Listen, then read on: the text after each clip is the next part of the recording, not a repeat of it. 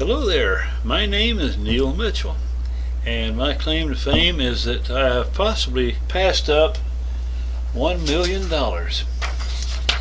See, I got an email the other day from someone who purports to be Mary Rodriguez from the Creative Talent Agency, and the sidekick was a Sam Miller. And what they did, they were wanting to, they told me they were from Amazon and they wanted to make a movie out of my book, A Stateside Tour of Duty, that I wrote, some 5 years ago.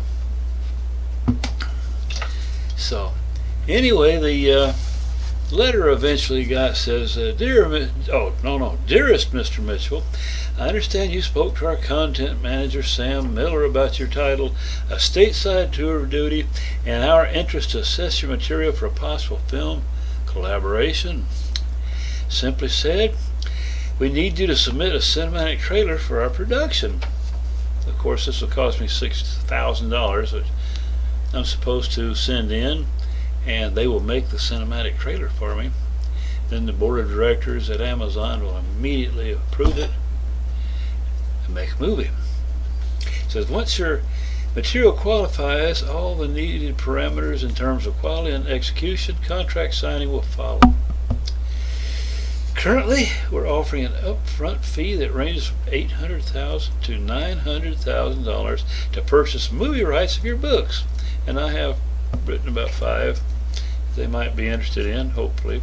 Aside from the upfront fee, you are also entitled to receive 5% of gross sales and a separate royalty of 5% for the production cost.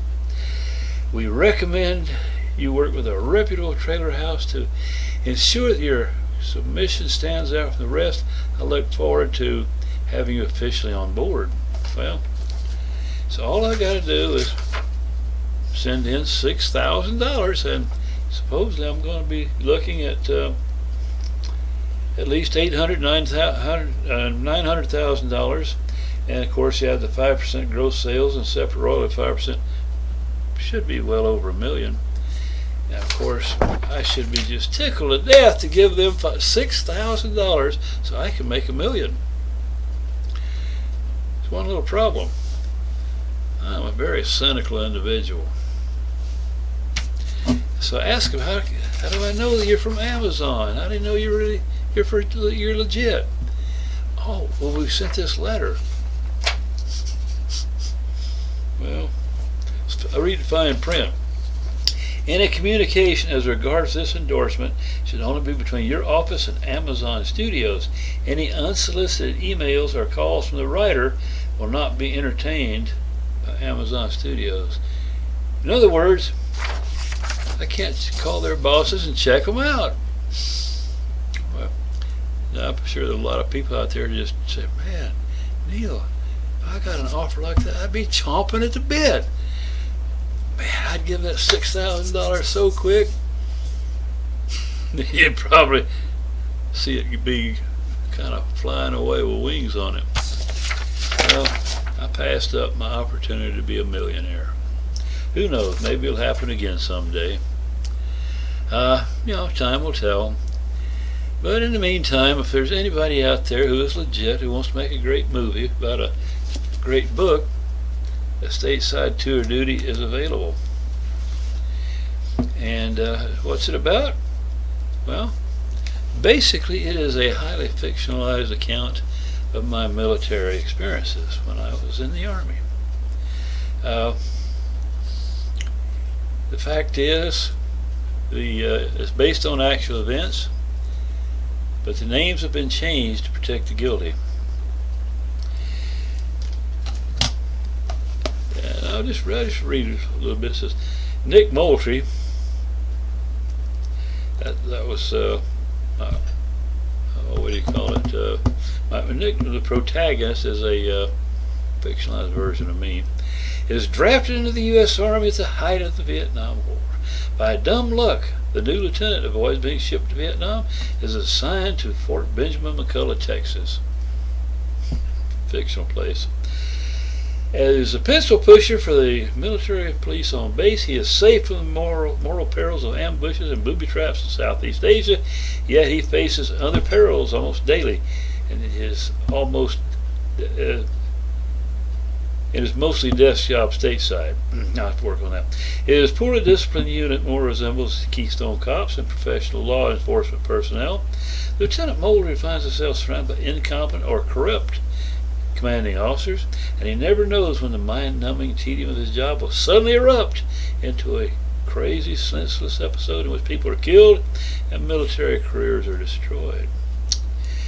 Nick finds refuge and solace in a few friends and honorable commanders whom he can trust. Seeking relief from loneliness, he looks up a buxom girlfriend, Samantha Starr, with whom he had a fling in college, and while on a few days' leave proposes to her. Soon he finds himself enjoying the pleasures and tiptoeing through the minefields of matrimony. Gradually, his lust for what he first regarded as a sex object turns into a genuine love for a peer and an intelligent, intuitive friend. It goes on. A terrifying dream 6 months into her first pregnancy convinces Samantha she will die if she gives birth to the Ramshackle Army Hospital. She goes to live with her parents, where the dream proves prophetic, as she narrowly escapes death in the even better equipped Phoenix Hospital. When a callous Red Cross official refuses to inform Nick of these developments, he explodes in anger and retribution, resulting in persecution from his superiors in command.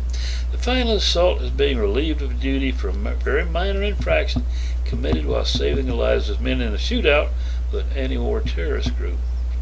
Nick must somehow find a way to avoid ending his military career in disgrace.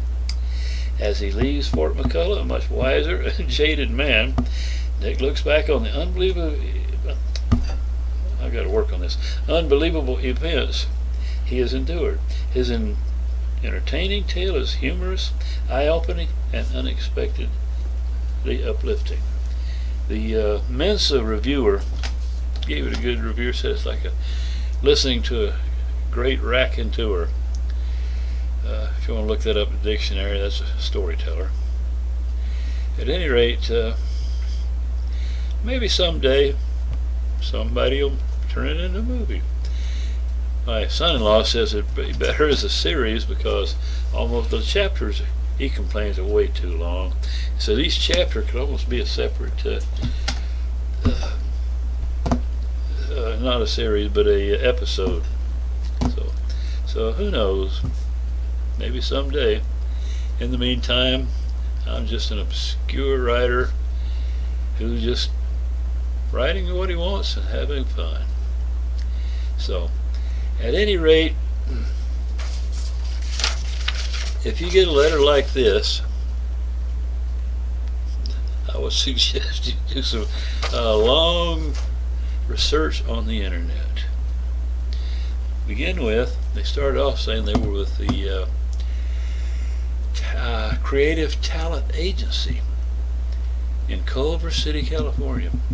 Well, I went on the internet, and the only creative talent agency I could find was in Boynton Beach, Florida. I called them. They said, well, Mr. Mitchell, you're the fourth guy that's called, so apparently a lot of people are getting these letters. And he said, well, they might be legit, but he seemed to have his doubts. Well, so it goes. It's a shame there's so many scammers out there, but there are. And for those people who say, Neil, wouldn't you want to risk $6,000, possibly make $1 million? It's not risking. That's gambling. In fact, I think it's just throwing it away. If you give it to a scammer, forget it. Oh, another thing I learned on the internet said when they purchase movie rights, generally it's a percentage of whatever the production costs are. Usually it can go up to about $300,000, but a lot of times capped off at $250,000. Now, if you're the writer of Jurassic World, you can get more, but You know, that doesn't come along very often. So anyway, here I look at this. They're going to promise me an upfront fee of $800,000, $900,000. You know what that means. If it sounds too good, it is. Anyway, thought I'd just share my thoughts tonight, because earlier today I told them no deal, and I've walked away from a possible $1 billion. Guess what? It doesn't even bother me. So remember, if you need a good book, you can get it from Amazon. It's available. Unfortunately, when they printed it up, it was one of those print-on-demand books. So they've got a price tag on it of about $30. So, as you can guess, I haven't sold very many. But such is life. Thanks for listening, and if this helps anybody avoid a scam, great. You don't have to thank me. So maybe I'll get on, do some more YouTube stuff. I don't know. It just depends on how I feel. So have a great day and enjoy life. Thanks for listening.